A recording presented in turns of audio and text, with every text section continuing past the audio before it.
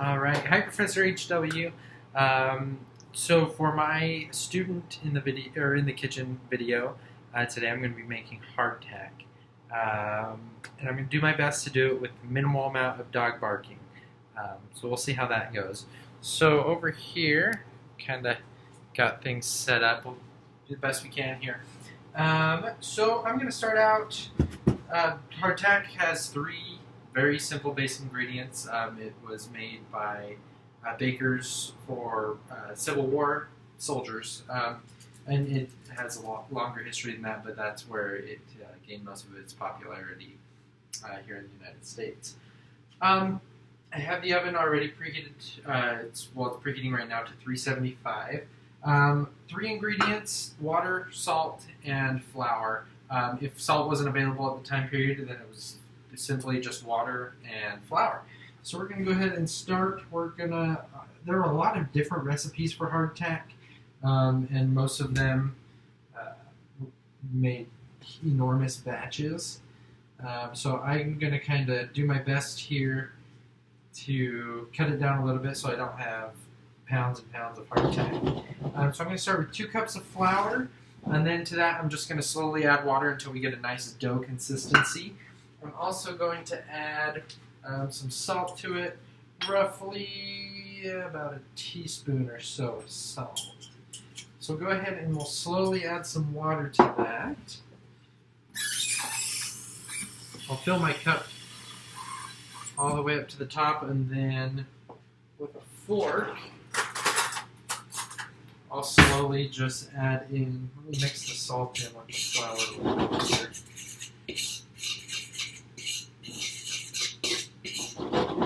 Alright, so we're just going to slowly add water until we get a nice dough consistency. Nice, thick, dense dough. This was a recipe. It's a lot harder to cook and talk than I thought it was going to be. I applaud you. Anyway, hardtack was made to be sort of a survival food, if you will, for the soldiers back in the day. Basic calories just to keep soldiers alive. They'd be given their rations. A lot of times they give it. I did read somewhere that British soldiers were rationed a pound of hardtack and a gallon of beer every day. That sounds like a very nutritious diet. So I'm going to mix this until we get, it's kind of dry and clumpy. Add a little bit more water here, get it more of like a dense dough is the consistency that we're looking for.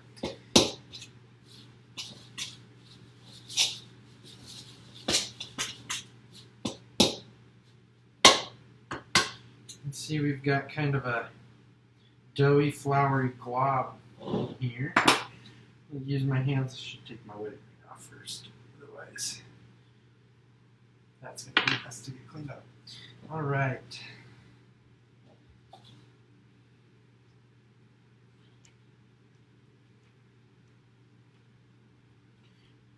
It's kind of sticky still. Need a little more flour. So a lot of different recipes that I saw ranged anywhere from the baking process. Some would bake it for 2 hours and flip it over and bake it for another 2 hours. The main goal of the baking process is to get as much of the moisture out of the dough as possible. So essentially what we're doing is we're taking the flour, adding water to it so that we can form it into dough, and then taking all the water back out so that we have a nice, dry, hard biscuit cracker lump of grossness, I assume. I can't imagine this is going to be tasty at all. I do not envy any of those soldiers who, not even soldiers, many even common folk, who were a little lower on the food chain would make this. Super cheap, super simple ingredients, easy to come by for everybody. This is starting to turn into what I was hoping it would be. This was essentially the original MRE. I've heard nowadays MREs are actually pretty pleasant, but can't imagine that this will be. So I have my nice dough ball here. It's still kind of sticky. I might have a little bit more flour to it. The more dense my initial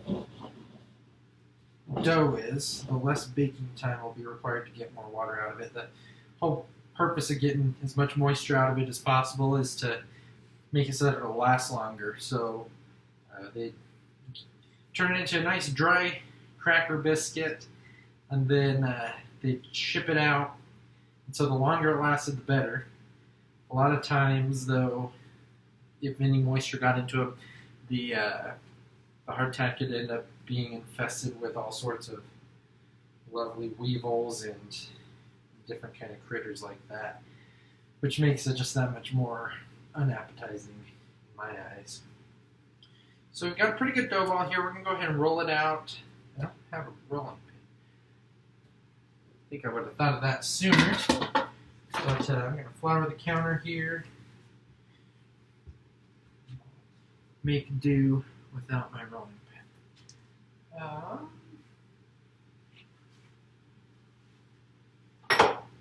We'll use a glass.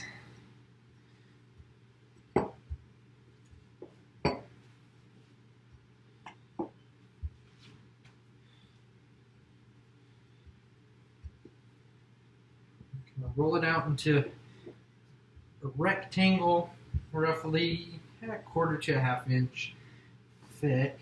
Now, since we don't have any baking powder or baking soda in this, this isn't going to rise, which is the idea. They wanted it to be denser, less air, so that they wouldn't, so that they'd last longer and they'd be more resilient to falling apart. Makes them harder.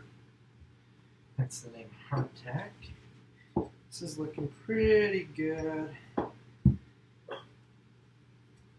Now, a lot of times when they would eat the hardtack, the soldiers would get creative. They would soak it in coffee, which doesn't sound too bad. A lot of times they'd soak it in beer. If they were making any kind of stew, they could toss it in there to kind of soften it up a little bit, absorb some of the juices there. So we've got a nice little rectangle. I don't know. Yeah, you can see that. I've got a nice rectangle there. I'm going to go ahead and grab a pizza cutter.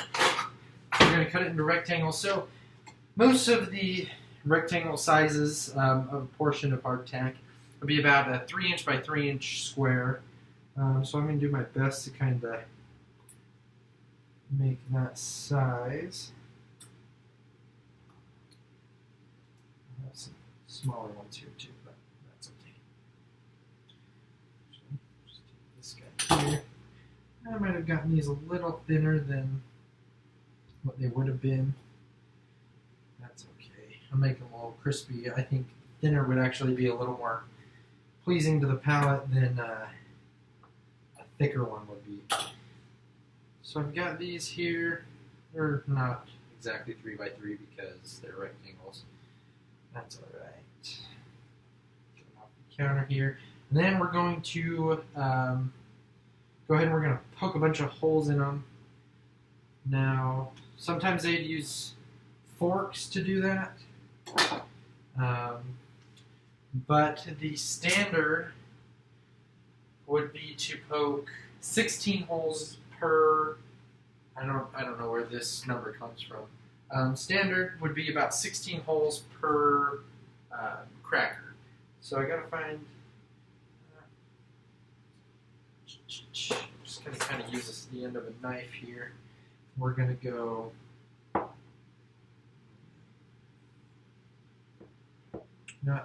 I'm going to go ahead and use the fork method.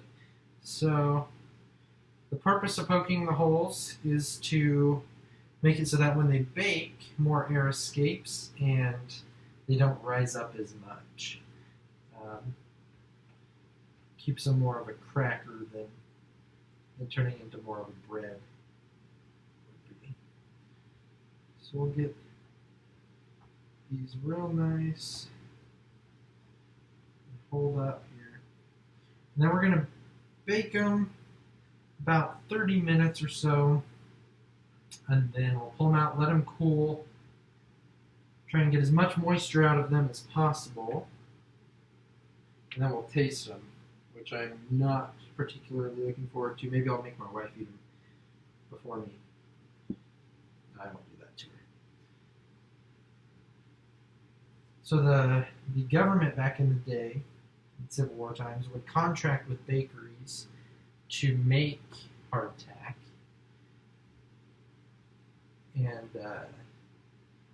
And so they'd make enormous batches of hardtack and sell it back to the government, who would then use it for rationings for soldiers in the Civil War. That's where it gained its popularity here in the United States. So now that I have nice, gross, crusty, cakey hands, grab a cookie sheet. Here. And I don't know if I should spray it or not, but we're not going to. They wouldn't use cooking spray in the day, we're not going to use it today. Put these on here.